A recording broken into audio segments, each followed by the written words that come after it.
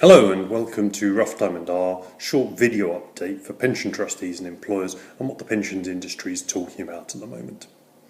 In this edition of Rough Diamond, we're going to be talking about the final report of the Independent Project Board. If you'd like to know more on this, we've already written some blogs. You'll find links to that on our website. If we haven't blogged on it, or if we don't address your question in this video, then please do email us at info@PTL.UK, and if we can help, we will. So, the IPB, or Independent Project Board, produced its final report last month, concluding its investigation into older, bundled and expensive DC pension schemes. We should start by just explaining what all of that means. Older means pension schemes that were set up before 2001. Now, this doesn't necessarily mean that they're legacy pension schemes that are historic. These can still be schemes that are in use, where members are contributing money and where new entrants are admitted. They're just the schemes that were set up before 2001. More expensive means those schemes where the impact of costs and charges takes the charges above 1%.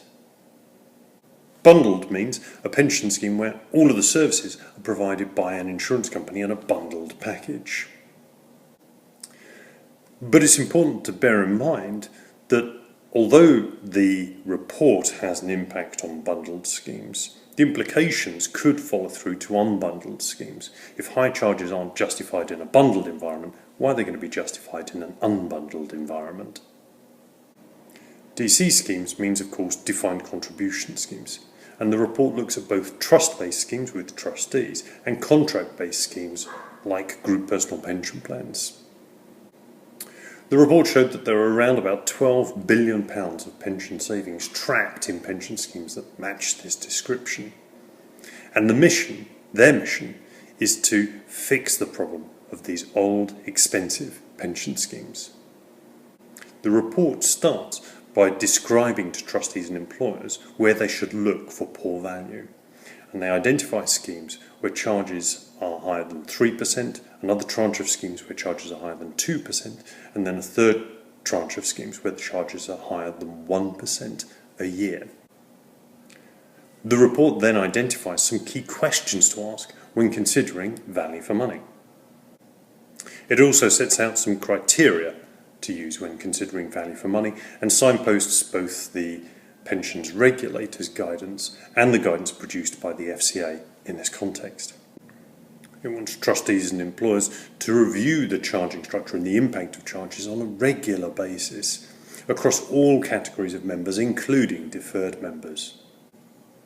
And then it sets out some actions that could be taken if high charges are identified, these including changing the charging structure, reducing or waiving charges, closing the scheme to new entrants, or closing and winding up the scheme, transferring the assets to another lower charging, better value pension scheme. So what will happen next?